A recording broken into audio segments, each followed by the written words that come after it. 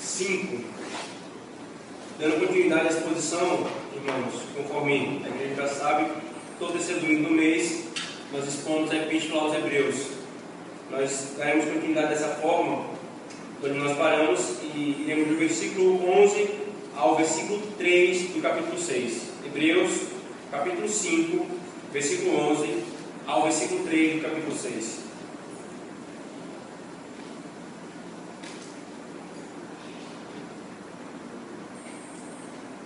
Diz assim a palavra do nosso Deus, irmãos.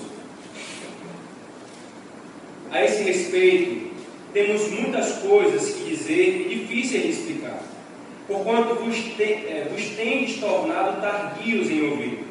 Pois, com efeito, quando deveis ser mestres, atendendo ao tempo corrido, tendes novamente necessidade de alguém que vos ensine de novo quais são os princípios elementares dos oráculos de Deus. Assim, vos tornastes como necessitados de leite, e não de alimento sólido. Ora, todo aquele que se alimenta de leite é inexperiente na palavra da justiça, porque é criança. Mas o alimento sólido é para os adultos, para aqueles que, pela prática, têm as suas faculdades exercitadas para discernir não somente o bem, mas também o mal. Por isso, pondo de parte os princípios elementares da doutrina de Cristo, deixemos-nos levar para o que é perfeito, não lançando de novo a base do arrependimento de obras mortas e da fé em Deus, o ensino de batismos e da imposição de mãos, da ressurreição dos mortos e do juízo eterno. Isso faremos, se Deus permitir. Vamos orar juntos mais uma vez, e na bênção do nosso Deus. Senhor Deus, obrigado, Pai, por receber junto ao teu trono da graça o nosso cântico ao Senhor, as nossas orações, a nossa confissão. E agora, Senhor, recebe o nosso clamor pedindo para que o Senhor nos abençoe nesse tempo de exposição da Tua Palavra, Pai. Nós, Senhor, a Tua Igreja, estamos reunidos agora em torno da Tua Palavra e cremos, Senhor, com a fé que Tu nos deste, que o Senhor falará conosco. Por favor, Pai, por causa da Tua promessa, responde-nos dessa forma, nos edificando e nos fortalecendo. Nós oramos em nome de Jesus. Amém. Irmãos, quando um filho nasce, um dos maiores desejos de seus pais é que ele amadureça.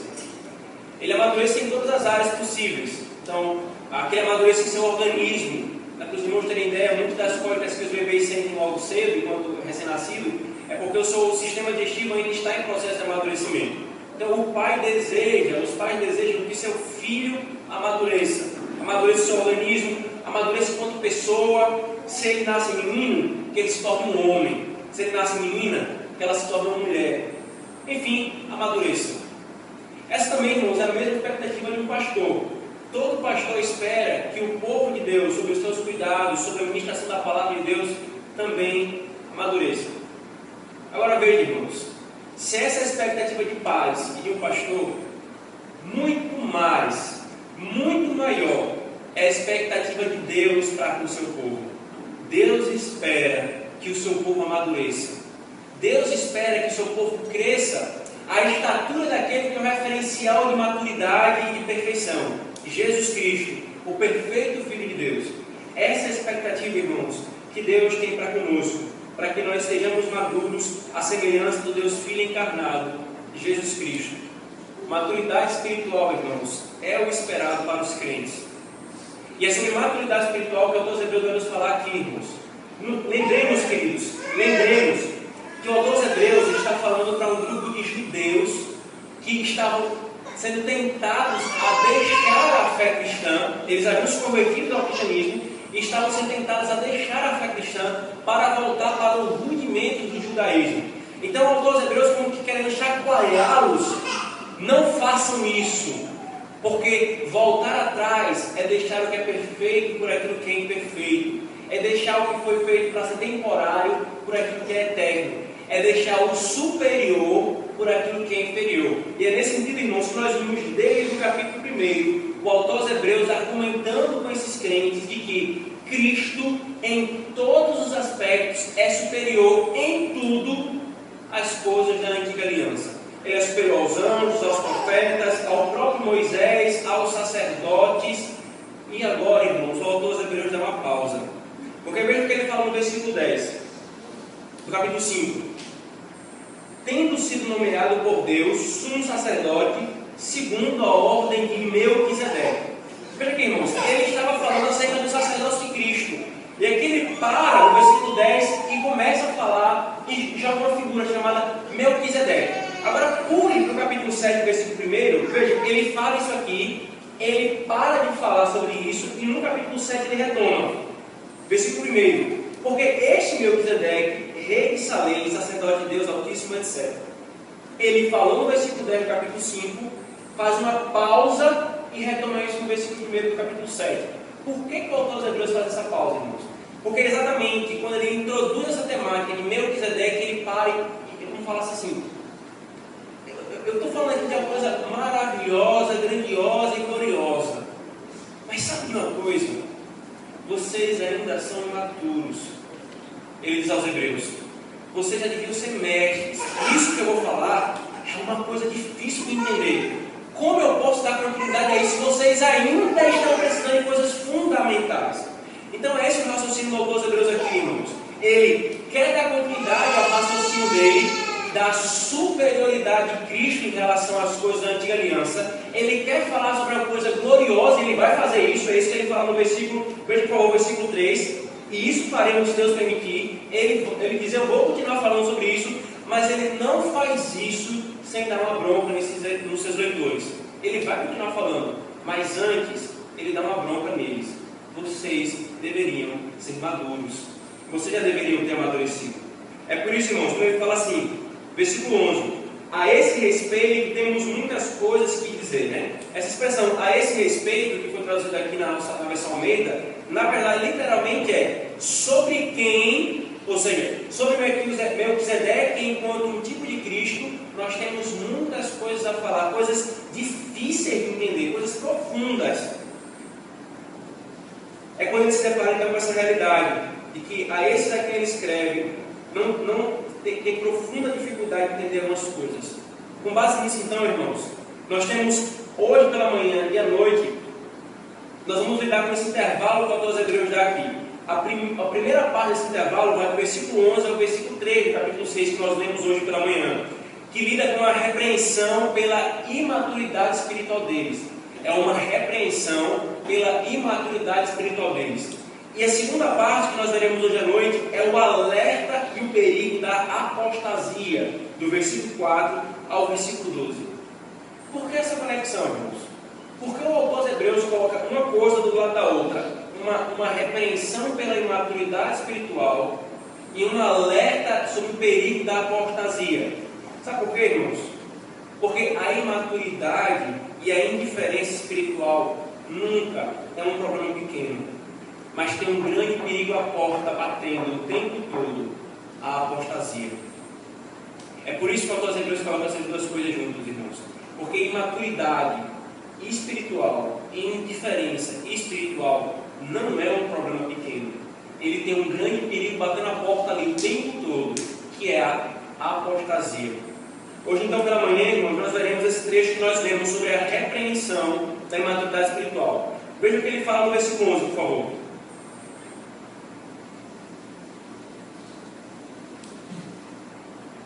O resumo da repreensão dele, irmãos, está aqui no versículo 11. Finalzinho do versículo 11. Porquanto vos tende tornado tardios em ouvir. O que seria esse se tornar tardios em ouvir, irmãos? A expressão que ele usa aqui para tardios é literalmente lentos, preguiçosos, relapsos, negligentes. Essa é a ideia que o autor dos Hebreus está querendo trazer aqui. Vocês são preguiçosos para aprender a palavra de Deus. Vocês são lentos, são relapsos, negligentes. E eu escutar aqui, irmãos, quando ele fala são tardios em ouvir, não é simplesmente em sair uma postura de ouvir, né, de um som, de ondas sonoras entrarem no seu ouvido, mas é de ouvir no sentido de aprender, de entender, de absorver aquilo que está sendo ensinado acerca da palavra de Deus. Agora, abre por favor comigo em Tiago, capítulo 1, só para os irmãos entenderem aqui um contraste interessante, para vocês verem a gravidade do que o autor dos Hebreus está falando aqui para com esses crentes.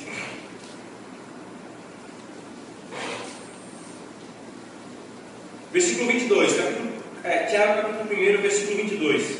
Ele diz: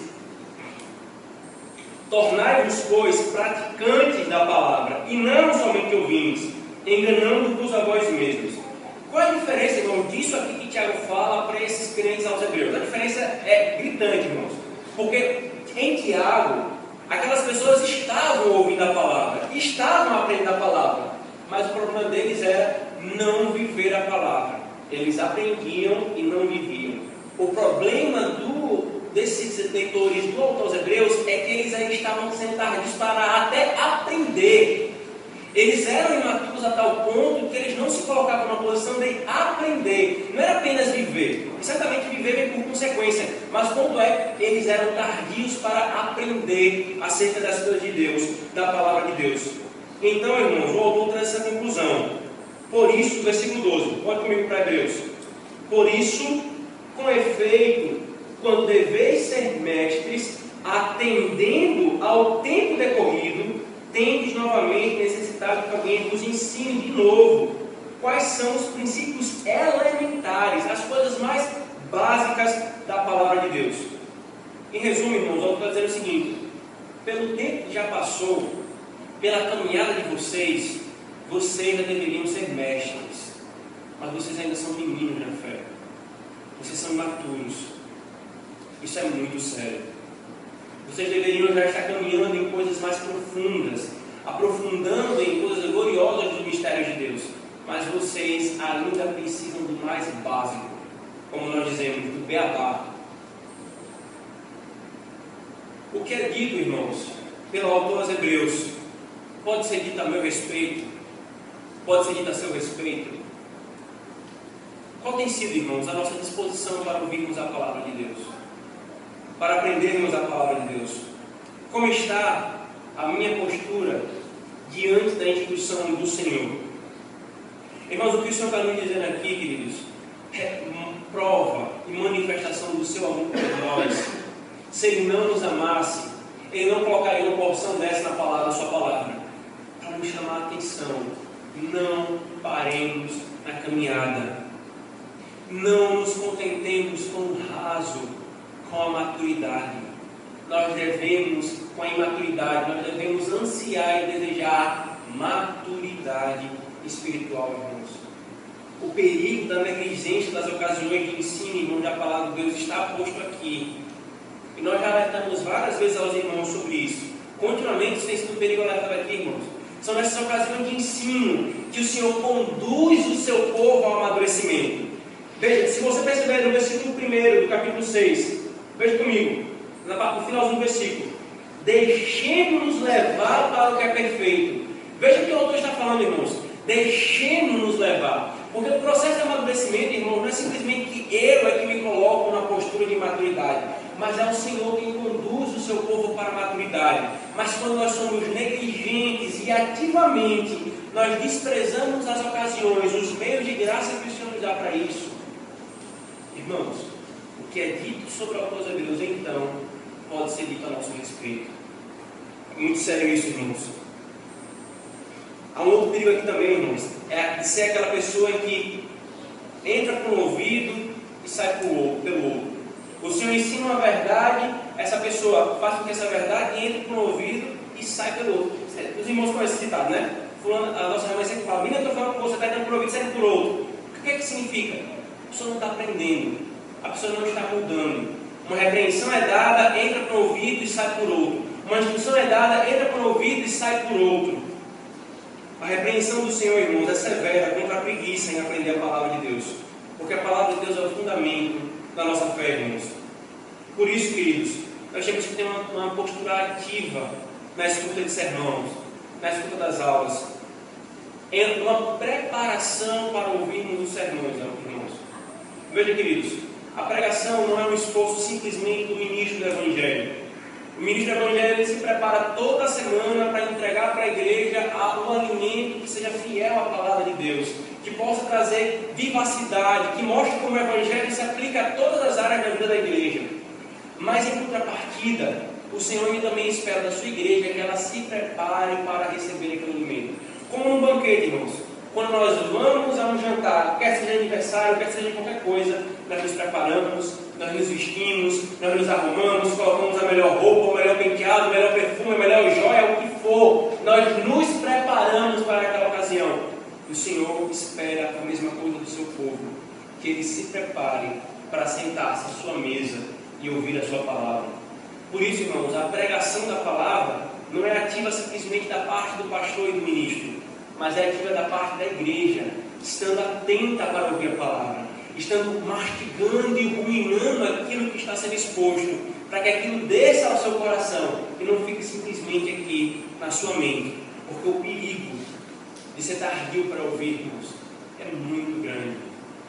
A nossa natureza caminha para esse lado, e o Senhor nos chama a atenção: não sejam tardios para ouvir.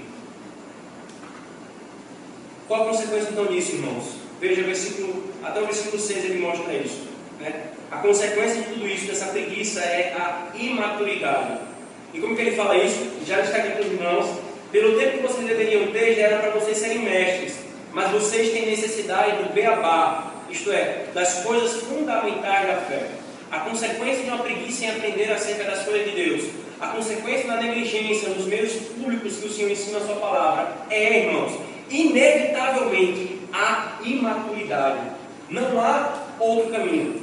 Quando você se depara com um crente imaturo na igreja, para ver o histórico dele, para ver o quanto ele falta aos cultos públicos, o quanto ele falta às ocasiões de ensino que a igreja, que o Senhor providencia para a igreja, o quanto ele negligencia a leitura devocional, o culto familiar, porque ativamente essa pessoa é tardia para ouvir. E qual é a consequência? Não é maturidade. Pode ter 60 anos, para Deus essa pessoa não será madura, será imaturidade espiritual. Quais são então, irmãos, essas coisas elementares que o autor aos Hebreus diz? Veja o versículo 1 do capítulo 6 até o 2, né? Ele fala as coisas elementares da doutrina de Cristo. Então, as coisas da doutrina de Cristo. Aí, finalzinho do versículo 1, né? Lançando novamente a base do arrependimento de obras mortas e a fé em Deus, no ensino de batismos e da imposição de mãos, da ressurreição dos mortos e do juízo eterno. Irmãos, são coisas básicas na fé cristã: arrependimento, fé, batismo, imposição de mãos, ressurreição e juízo final. São as doutrinas mais básicas do cristianismo. Esses leitores do autor dos Hebreus, ele está dizendo, estão necessitando dessas coisas. Ele diz: eu não vou voltar e lançar fundamento para isso, eu não vou voltar a tratar essas coisas. Nós precisamos avançar, mas eu não continuo sem avisar vocês. Vocês precisam amadurecer, vocês precisam crescer. E o contraste que ele faz aqui, irmãos, voltando aos versículos anteriores, 13 e 14, no capítulo 5 ainda, é exatamente a ilustração do alimento para uma criança e do alimento para um adulto.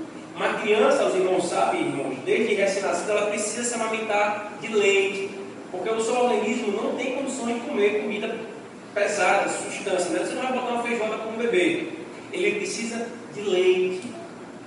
E esse contraste que o autor está colocando aqui vocês são como crianças, como bebês, e não como adultos, porque adultos já comem alimento sólido, mas vocês estão precisando de leite, das coisas mais básicas da fé cristã e do coração de vocês. Então, meus irmãos, ele vai passar, já está no processo de passar pela introdução alimentar, né? Ele vai sair do leite, ele vai continuar no leite, mas vai começar a ser introduzido alimentos, né? E aí eu vejo o ponto. Nesse processo de transição, nem todo alimento ainda é possível. Então, ele vai comer alguns legumes ainda amassadinhos, porque ele não consegue mastigar. Depois vai algumas frutas, nem todas as frutas. Depois vai aumentar as frutas, e assim vai. Então, nós chegar com 18 anos e ainda estiver mamando leite e comendo batata amassadinha, ele não amadureceu. Quanto mais, irmãos, um crente que caminha há tanto tempo e ainda precisa e quer coisas alimentares. Não, pastor, não fala disso não, que isso é muito difícil, a igreja não vai entender. Sabe esse pensamento? Irmãos, a igreja precisa ser levada para a maturidade na palavra de Deus. Na palavra de Deus. Mas você pode perguntar, a gente pode fazer essa pergunta para os hebreus: o que é então ser adulto espiritual? O que é ser maduro espiritual? Veja o que ele fala no versículo 14. mas o alimento sólido é para os adultos. E aí vai dizer quem são esses adultos: para aqueles que, pela prática, têm as suas faculdades exercitadas para discernir não somente o bem, mas também o mal.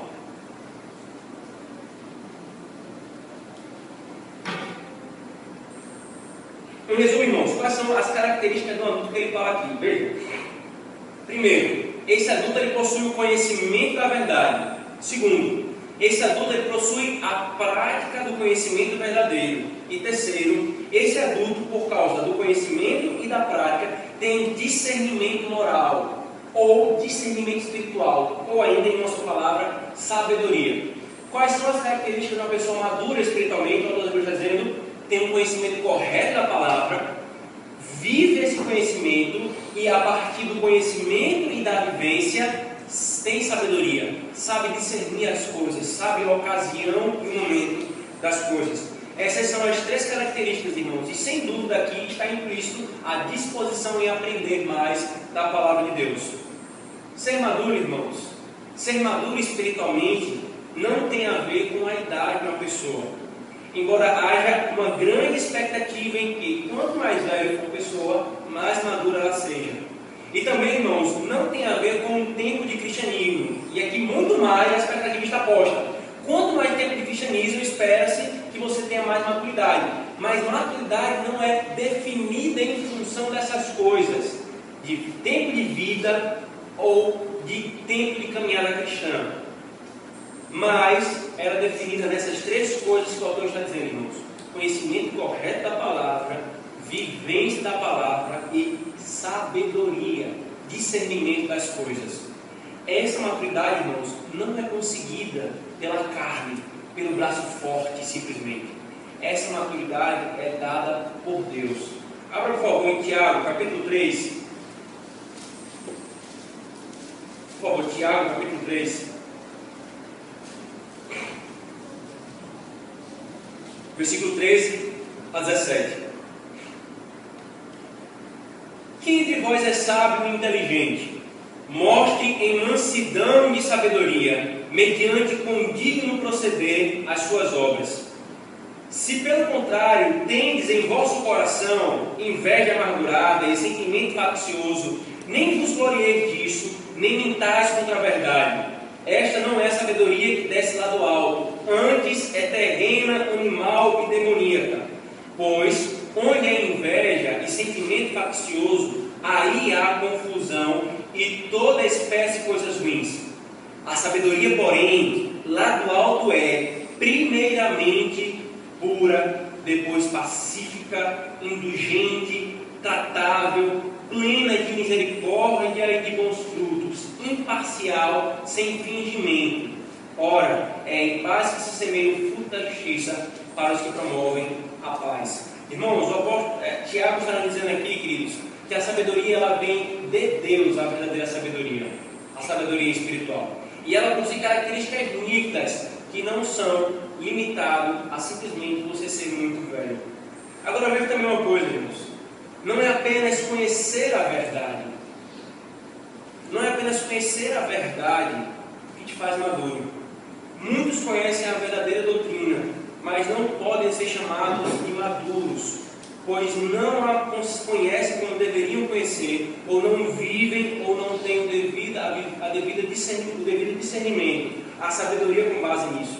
Também, irmãos, também não se pode ter vivência e discernimento se não tiver o conhecimento da palavra. Muitos têm as suas cabeças pesadas de verdades e de doutrinas, mas são meninos e meninas nas coisas da vida. Porque maturidade não é simplesmente ter conhecimento verdadeiro, irmãos. Conhecimento da palavra, irmãos, e piedade são inseparáveis. Não separe o homem aquilo que Deus uniu. Thomas Watson disse: obediência sem conhecimento é cegueira. Conhecimento sem obediência é deficiência. Thomas Watson vai no mesmo sentido dizendo: toda obediência a Deus que é adequada a Ele, que agrada a Ele, deve ser aprendida na palavra. Um grande número, irmãos, de cristãos mais maturos que eu conheço estão entre os que possuem idade avançada e muita caminhada cristã. Mas não é por causa da idade deles. É por causa disso aqui que o autor está dizendo. Eles se tornaram tardios em aprender. São pessoas que costumam sempre arrogar a sua experiência. Eu sou experiente, mas a palavra diz tal coisa. Não, mas a minha experiência diz tal coisa. Não, mas Deus é o único. Não, mas eu sei o que é verdade porque eu tenho tantos anos de vida. São pessoas que se fecham naquilo que o Senhor não colocou com medo de amadurecimento. Irmãos, a experiência é fundamental para o amadurecimento, sim, mas não é ela a chave, é o conhecimento correto da palavra de Deus. É essa ênfase que o autor de Hebreus está colocando aqui. Vocês se tornaram tardios para ouvir, por isso que vocês são como meninos. Vocês não são como adultos porque vocês negligenciam o aprendizado da palavra de Deus. Agora, outro grupo de pessoas imaturas que podem ser conhecidas, irmãos, são os jovens que acham que bastam ter conhecimento. E aqui, irmãos, eu me incluo há alguns anos, especialmente, que é uma tentação muito comum para os jovens que estudam e conhecem a palavra de Deus. Preste atenção nisso, jovens. Nós não podemos cair no engano de Satanás e achar que basta ter conhecimento da doutrina que nós seremos maduros. Não. Nós precisamos viver a palavra. Nós precisamos ter sabedoria e discernimento com base na palavra. Tais jovens desprezam a sabedoria do tempo, desprezam o conselho dos mais velhos e dos amadurecidos, e se inflam em si mesmos, se confundem com o mais básico, achando que conhecer muito é ser muito maduro. Essa equação não é verdadeira para Deus. A imaturidade do primeiro grupo, isto é, dos mais velhos, é vergonhosa. A imaturidade do segundo grupo é vexatória. Por isso, irmãos, nós precisamos parar e olhar para trás e perguntarmos: desde a minha conversão, desde a sua conversão, o que já foi transformado na sua vida pelo Senhor? O que já foi amadurecido em sua caminhada? Você continua com as mesmas imaturidades? Continua com as mesmas opiniões que você tinha quando você era novo na fé? Você tem conformado a sua vida à palavra de Deus? Você foi transformado com Cristo? Ou você ainda nutre uma visão sobre a vida igual que você tinha antes da conversão? Irmãos mais velhos, não se confie na muita idade e no muito caminhar. Isso é um grande engano e vergonhoso. Se confiem no Senhor, que dá sabedoria. Sejam ativos em aprender a palavra do Senhor. E assim, o Senhor, unindo a palavra que Ele tem ensinado com a experiência que Ele tem te dado, você se tornará mestre para os mais jovens. Agora, jovens, não se limitem achando que ser maduro é apenas conhecer a doutrina. Uma das pessoas que tem mais feito mal às igrejas são os jovens, que acham que são maduros porque conheceram as doutrinas da palavra de Deus.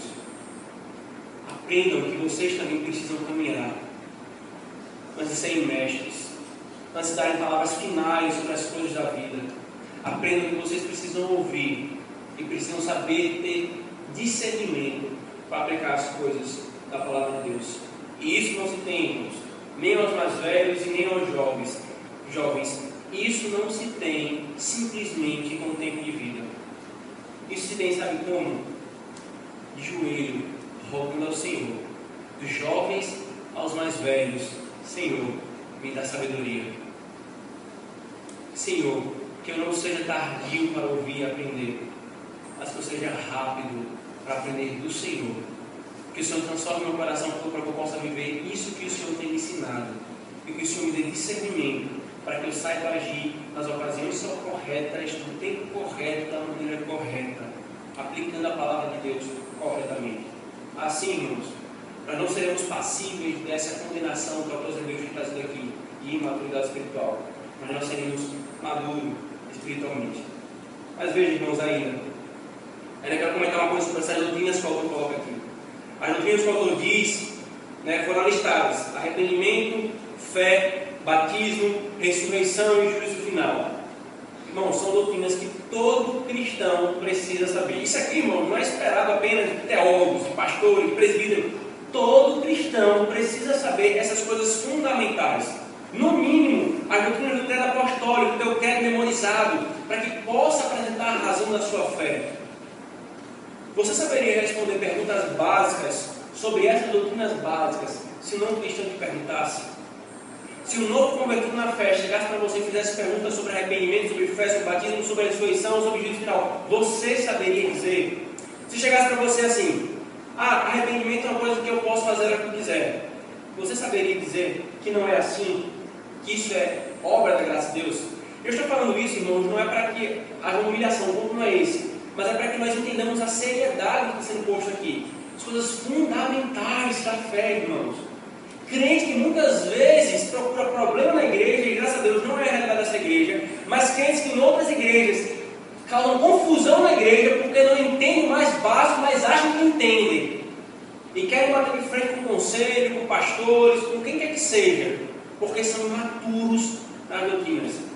Se você fosse perguntado sobre arrependimento, você saberia dizer que ele é essencial para a salvação? Se alguém quer você assim, não, basta levantar a mão e repetir a oração, você está salvo. É isso? Ou sobre a fé? Você saberia também dizer que a fé não é algo que nós produzimos, mas é dom de Deus? Que ela é fundamental para a salvação? Que a fé, como algumas pessoas pensam, não é um salto no escuro? Que a fé não é uma atitude irracional? Você saberia explicar, crente, isso a um não crente? Você saberia explicar acerca do batismo? Que o batismo não é salvífico, que o batismo não tira pecados, mas que o batismo é o meio externo do pacto da graça? Você saberia explicar isso? Você saberia explicar acerca dessa ressurreição dos mortos? Ou acerca da ressurreição de Cristo? Quantas pessoas, irmãos, estão no nosso meio hoje e acham, não importa se Jesus ressuscitou, o que importa é se ele ressuscitar no meu coração? Você saberia refutar esse pensamento? E sobre o juízo final? Você saberia explicar acerca do juízo de Deus, o porquê que ele será necessário? Ou porquê que não será aniquilacionismo, isto é, que Deus simplesmente vai fulminar todo mundo? Você saberia explicar o porquê que o juízo vai ser eterno, eternamente aí Deus sem terra amada? Você sabe explicar o porquê que Deus no final do grande dia fala assim, gente, está tudo bem, ó, vamos todo mundo ficar feliz, não tem mais negócio de juízo, eu sou amor mesmo? Você saberia explicar? Irmãos, isso aqui não é... Essas doutrinas não são para graduados em teologia, para mestres e doutores. Isso aqui é para todo crente. Todo crente precisa ser versado nessas doutrinas. São fundamentais para a sua vida.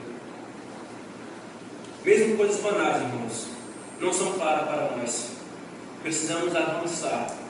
Precisamos avançar. Precisamos avançar. Juntos, irmãos, como igreja, precisamos amadurecer. Quando o autor fala, irmãos, quando o autor fala acerca de leite e alimento sólido, não é, presta atenção, só para corrigir uma coisa aqui, não é que, você já aprendeu o evangelho, que é básico, é feijão com arroz, adianta, deixa o evangelho de lado, vai para as coisas mais profundas, né? Revelações, coisas espirituais. Não é isso, irmãos. O autor de Hebreus não está dizendo que o evangelho é o básico, então você tem que deixar o evangelho de lado e ir para algo mais profundo. Irmãos, porque não há nada mais profundo que o evangelho. O evangelho, ele é simples o suficiente, como nós vimos hoje na BD, para que uma criança possa ser salva, mas ele é complexo e glorioso o suficiente para que os teólogos passem toda a eternidade meditando acerca do evangelho.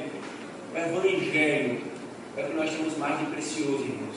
Então não é o leite é o evangelho e o grosso, a comida pesada, são outras coisas. Não. A comida pesada, irmãos, é nós entendermos como o evangelho ele se aplica a todas as áreas da nossa vida.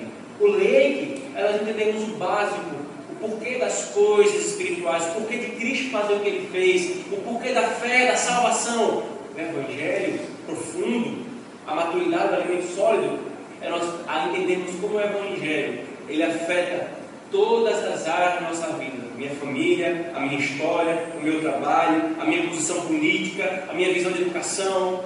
Isso é o alimento sólido, irmãos. E nós precisamos avançar. Você precisa aprender sempre, irmão. Nós precisamos sempre aprender. Não há um momento em que nós precisamos dizer assim, não, já estou pronto. Senhor, pode me levar, porque aqui não tem mais nada que eu possa aprender. Já estou no PhD do PhD da fé cristã. Não vai chegar esse dia, irmãos. Nós precisamos sempre aprender. Embora haja crentes que pensem assim, que não precisam crescer mais, que os outros precisam crescer, que os outros se tornem igual a eles, o Senhor fala, nós precisamos todos crescer e amadurecer.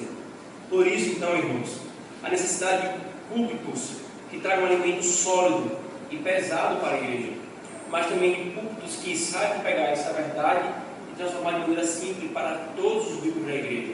Nós temos um grupo na igreja muito diversificado, pessoas que são maduras na fé, que já estão há muito tempo caminhando, e pessoas que são novas na fé. Mas isso não tira a responsabilidade do ministro de simplesmente dar todo domingo água com açúcar, coisas efêmeras. Quantas igrejas estão minguando por causa disso? A igreja, irmãos, tem a pregação da palavra como meio de crescimento. Precisa ser oferecido alimento sólido para que toda a igreja cresça. E por último, irmãos, no versículo 1 do capítulo 6, já foi destacado, o autor diz: deixemos-nos levar para o que é perfeito, não lançando de novo a base das doutrinas que ele já falou. Veja, presta atenção nesse verbo: deixemos-nos levar. Esse verbo aqui, irmãos, é no passivo, como quem um pai pega na mão de um filho e o conduz até onde ele deve ser levado.